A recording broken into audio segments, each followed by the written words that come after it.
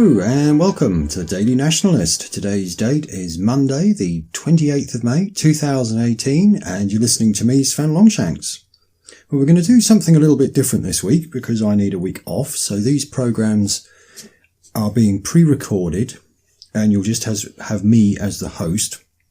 And we're going to cover early white civilizations. This is something that I've mentioned lots of times, the fact that the civilization in India was white, the civilization in Egypt was white, the civilization in Mesopotamia was white, in the Middle East it was white, and they all fell due to miscegenation. And there is lots of evidence to show this, but it's politically incorrect, so it's not really mentioned in the history books. But the actual evidence for it is overwhelming. Now, a lot of the time I get accused of just saying this because I'm an identity Christian. So we're not going to use an identity Christian book for this. We're going to use March of the Titans by Arthur Kemp. And I'm going to read out various sections from the book and I'm going to add my comments to it as well because I don't entirely agree with him in everything. Although the general conclusion I do agree with. The main mistake that he makes is he thinks that the Jews have always been like they are today, which is a common mistake that people make. But that just isn't true. You only have to read the histories of Flavius Josephus to see that. And he describes exact times when the miscegenation occurs. And you've also got the descriptions in the Old Testament of what the Israelites were like. They were fair, they were red-haired, blue-eyed, Nordic type is what the original Israelites were like. And Arthur Kemp does admit that there was miscegenation, but he clearly thinks that this miscegenation occurred a lot earlier than where the history books actually tell us that it occurred. So there is some confusion over the term Semite. When he uses Semite, he means Arab. And yet at that time, people that were descended from Shem, the Hebrews, they weren't Arabs at that time. Arabs were Arabs. The word Arab is a Hebrew word and it means mongrel race. And quite clearly, the race that used that word to describe the Arabs could not have been a mongrel race themselves. So that's just another bit of evidence for it. Anyway, I don't really want to cover that today because I've covered that lots of times in lots of other podcasts. So what we're going to look at today is India. And I will begin with the ancient white civilization in India that was circa 2500 BC because there was two. Oh, and one other thing. Arthur Kemp talks of white people as being European, even though these whites are all in different parts of the world. You know, white civilization in India, white civilization in Middle East, a long time before we had any white civilizations in Europe. And yet they're still called European. And this is why I like the term Aryan, because it doesn't limit white people to just being in one geographic area.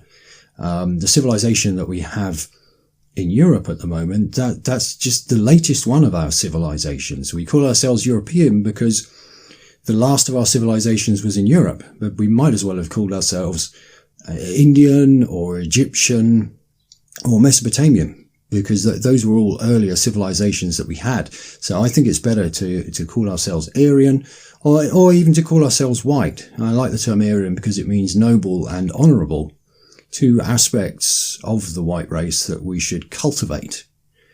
And that's the origin of the term. It was also an ethnic term as well as a descriptive term because it described our attitude.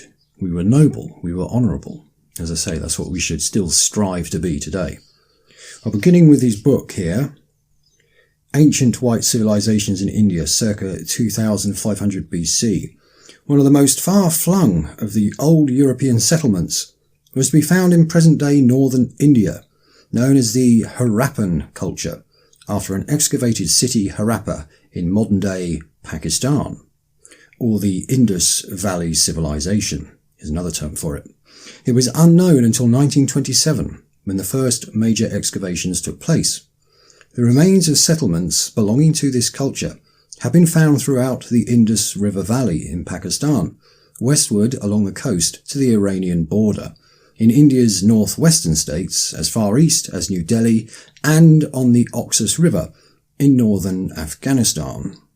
So that's all areas that were originally white, Pakistan and Afghanistan. The old European, or white Mediterranean, racial makeup of the people who created the Indus River Valley civilization has been proven by an examination of skulls and skeletal remains undertaken by Colonel R.B.S. Selwell and Dr. B.S. Guha of the Zoological Society of India, who both conclusively found that almost all were of the Mediterranean subrace. Now, in the foreword to this book, he says there are no longer any people left that are this pure Mediterranean subrace. He says that the closest people that come to it are maybe a few people in Wales.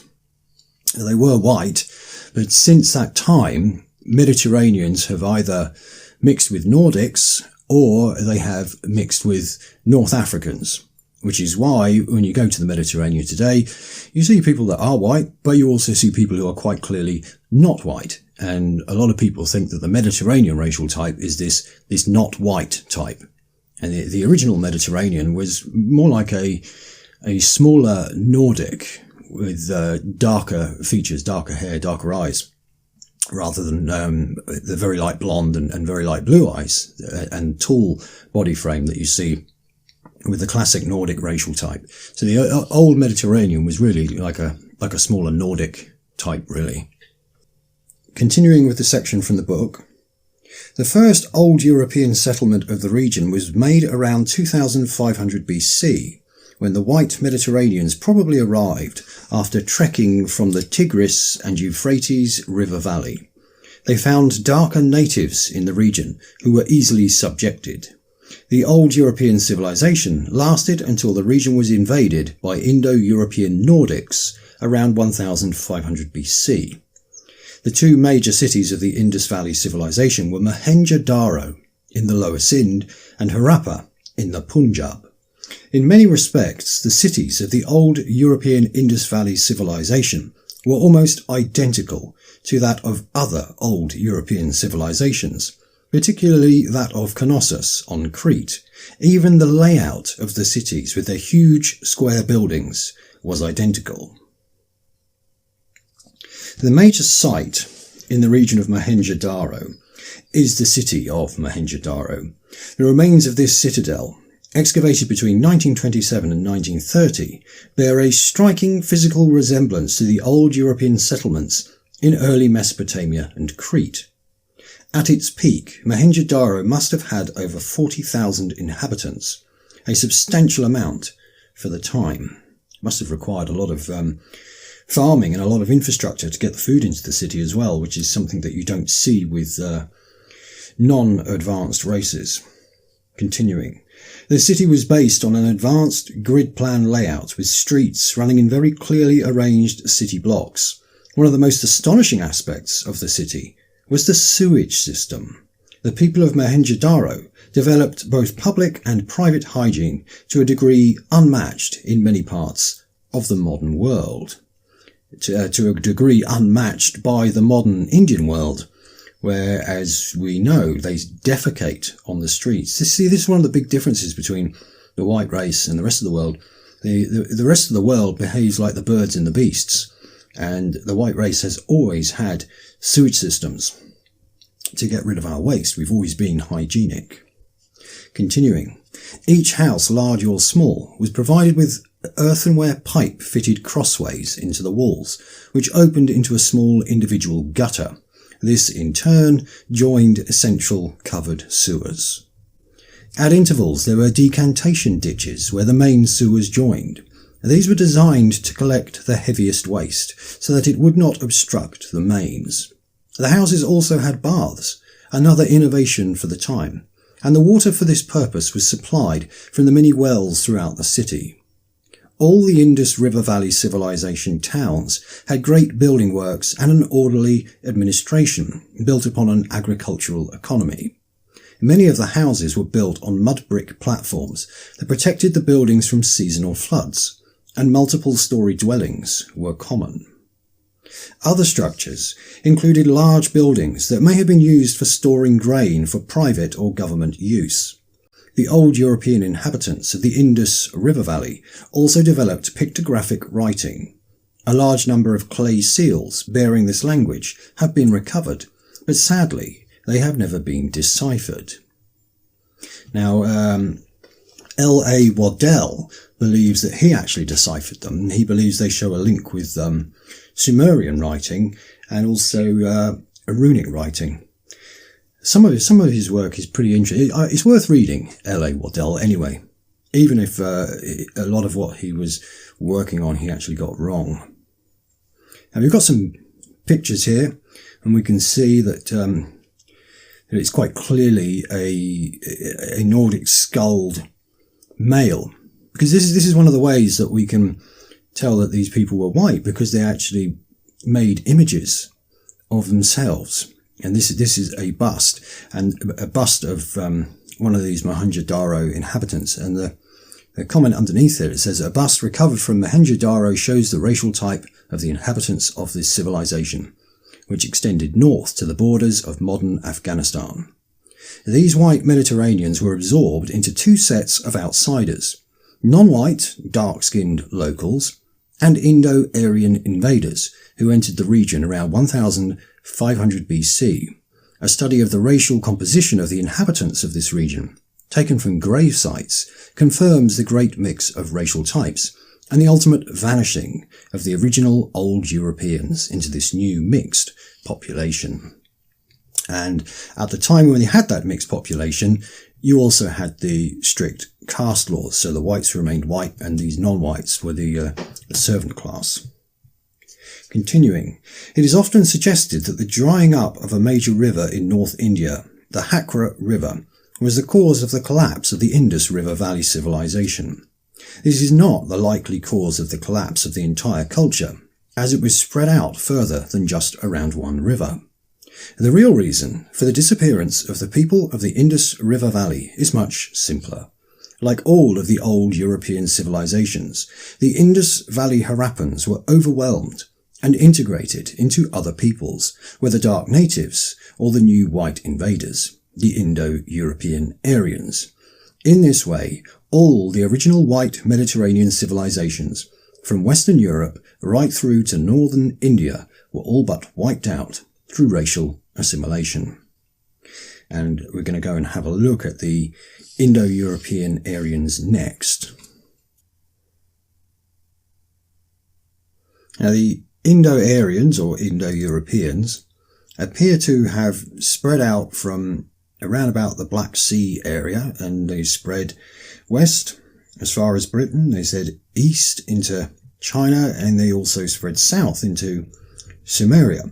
And when they went into the Indian area, they became known as, we class them today as the Indo-Aryans.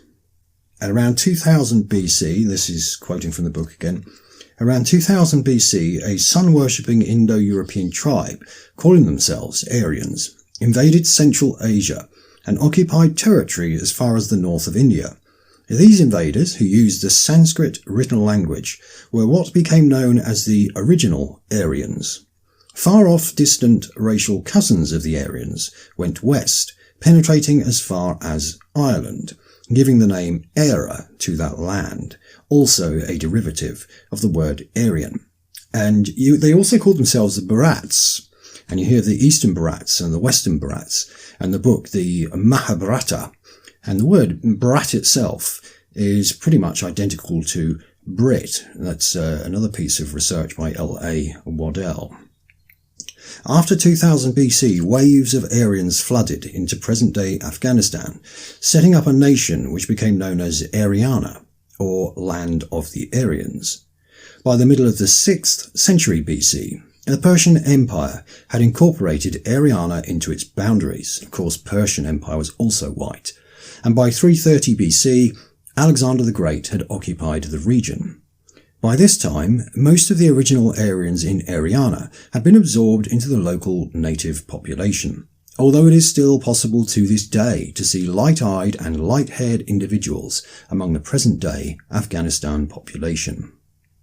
During the 1st century AD, the Kushans, an Asiatic race, occupied Ariana, destroying the last vestiges of the original Indo-Aryan culture and race. Thereafter, Ariana fell under the rule of a large number of different non-white races until the 7th century AD, when Arab Muslim armies occupied the region. In 1220, the region was once again overrun by Mongols under Genghis Khan, who devastated the land. By this time, the people of Ariana had passed into history, and only that country's name is remembered today. Another branch of the Aryans penetrated as far east as India, where they also settled and built a civilization. Although the Aryans established a powerful white civilization in northern India, it would be incorrect to think that the native Indians had not created anything of their own. Mixed with the original white Mediterraneans, the Indus civilization, created by the Harappans, was already in existence by the time the Aryans invaded. The invading Aryans were more advanced and referred to the conquered Indians as Dazya, the Dark Ones, or slaves. Indo-Aryan poetry, the Rig Veda, is full of stories of war against the Dazya and reflects the stark racial divisions between the conquering Aryans and the conquered Indians. The Rig Veda, the original holy book of the Aryan conquerors of India, contains a great many references to the race of the conquerors and the conquered. According to this book, the leader of the Aryan invasion was one Indra, and his role in slaying the Dazyas, the Negroids in India, is a prominent theme. Thou, Indra, art the destroyer of all the cities, the slayer of the Dazyas, the prosperer of man, the lord of the sky. It goes on to use the word black in a number of instances to describe the Dazya. Indra, the slayer of Vritra, the destroyer of cities, has scattered the Dazya, sprang from a black womb. The Rig Veda praises the god who destroyed the Dazyans and protected the Aryan colour. It then goes on to thank the god who bestowed on his white friends the fields, bestowed the sun, bestowed the waters. Black skin is repeatedly referred to with abhorrence. Starting with a description of the black skin, Krishnum Vacham, in the Rig Veda, it is said that stormy gods who rush on like furious bulls and scatter the black skin.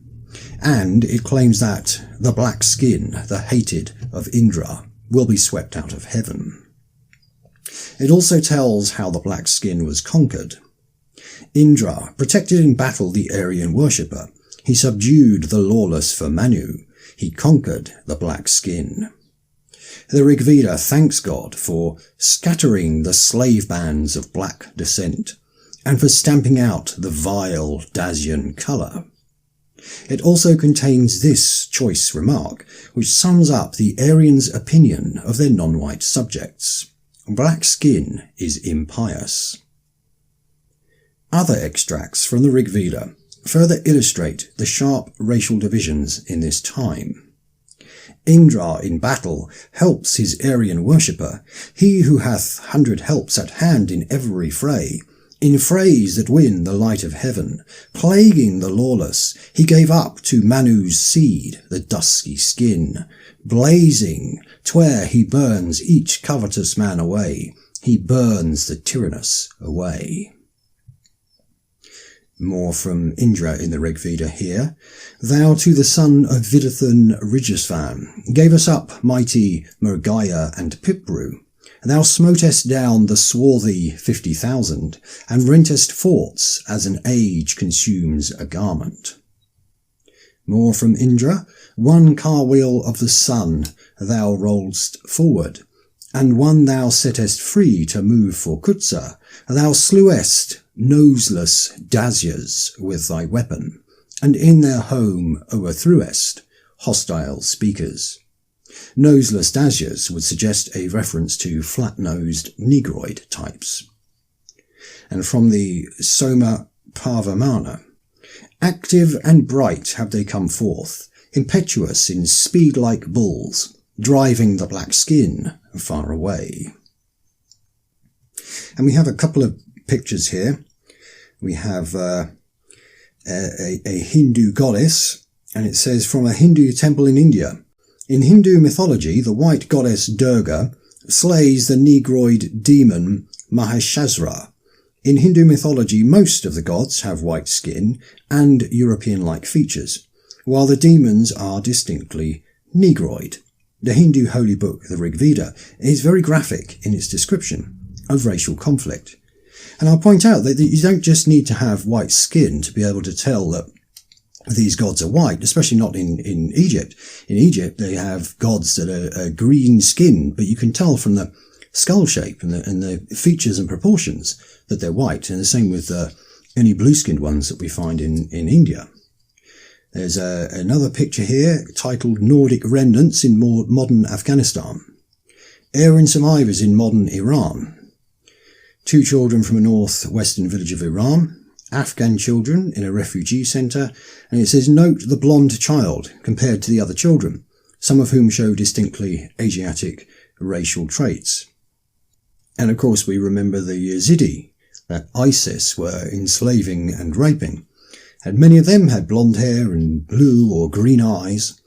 And you could see that, you know, these families would have one blonde looking child and the rest would all be dark skinned, which shows you that's a throwback to the time when the area was full of white people. We've got some more quotes here. We've got the Soma Pavamana. O sire and mother, they have roared in unison, bright with a verse of praise, burning up rightless men, blowing away with supernatural might from the earth and from the heavens, the swarthy skin which Indra hates. More here from the Rig Veda, describing Aryan gods as blondes. With him too is this rain of his that comes like herds. Indra throws drops of moisture on his yellow beard. When the sweet juice is shed, he seeks the pleasant place, and stirs the worshipper as wind disturbs the wood. At the swift draught, the Soma drinker, waxed in might, the iron one, with yellow beard and yellow hair, he, lord of tawny coursers, lord of fleetfoot mares, will bear his bay steed safely over all distress. O Lord of all men, fair of cheek, rejoice thee in the gladdening lords, present at these drink offerings. In what could easily be another indicator of the common cultural origins between the Rig Veda and the Indo-European gods, Indra's greatest weapon is said in the Hindu holy book to be a lightning bolt, identical to the weapon of Thor, the northern European god. Well, that's also the same as with Yahweh. It was a lightning bolt that would come down to light the sacrifices. And Christ is also on a white horse in Revelation, the same as Indra's on a white horse. Another of Indra's symbol was the cloud. And of course, the Israelites followed the cloud. God took the form of a cloud for them to follow when they were in their Exodus. And another of Indra's symbols is the rainbow.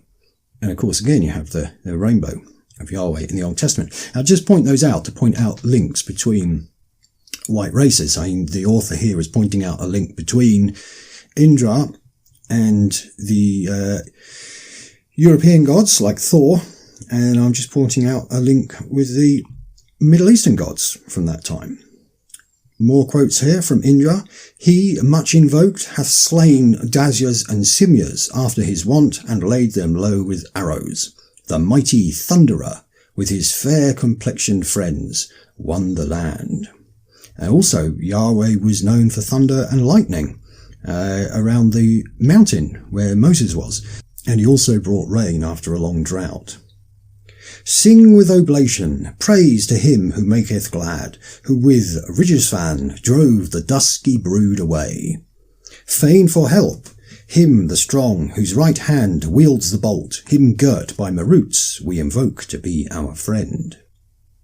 Armed with his bolt, and trusting in his prowess, he wandered, shattering the forts of Dasyas. Cast thy dart, knowing, Thunderer, at the Dasya, increase the area's might and glory, Indra, for him who hath thus taught these human races. Magavan, bearing a fame-worthy title, Thunderer, drawing nigh to slay the Dasyas, hath given himself the name of Son for glory.